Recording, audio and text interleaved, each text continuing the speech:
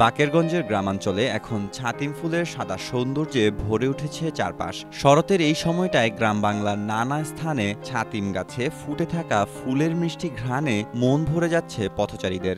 বেশ কিছু ছাতিম গাছে শরতের শুরুতে হেমন্তের শেষ পর্যন্ত ছাতিম গাছের মিষ্টি ফুলের সুঘ্রাণে আলোকিত হয়। এখান থেকে যত পথচারী যায় এই মিষ্টি ঘ্রাণ তারা উপভোগ করে এবং ওই গাছের দিকে একবার হলেও তাকায়। বিষয়টি দেখতে আমাদের খুবই ভালো লাগে। আর এমন দৃশ্য দেখা গেছে বরিশালের বাকেরগঞ্জ উপজেলার বাস স্ট্যান্ড সংলগ্ন ভিআইপি কলোনির সামনে বাকেরগঞ্জ বরগুনা আঞ্চলিক সড়কের পাশে ছাতিম গাছের বাগানে।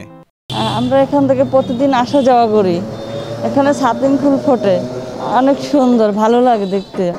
সকাল সন্ধ্যা থেকে শুরু করে রাতের পুরো সময়টায় ঘ্রাণ ছড়ায়। গাছ ভর্তি ফুলেরা যেন হাসছে, তাদের সবুজ পাতার অগ্রভাগ দেখার উপায় নেই। দেখে যেন মনে হয় এ যেন ফুলের মেলা। ফুলগুলো যেন প্রতিযোগিতা মুখর হয়ে পাতাদের পেছনে ফেলে সামনে এসে পড়েছে। প্রকৃতিতে বয়ে বেড়ানো হালকা বাতাসের সঙ্গে চারিদিকে ছড়িয়ে পড়েছে ছাতিম ফুলের মিষ্টি ঘ্রাণ। আমি একজন পথচারী, এই রাস্তার পাশ দিয়ে প্রতিদিন আমরা যাওয়া আসা করি এবং এখানে বেশ কিছু ছাতিম ফুল গাছ আছে।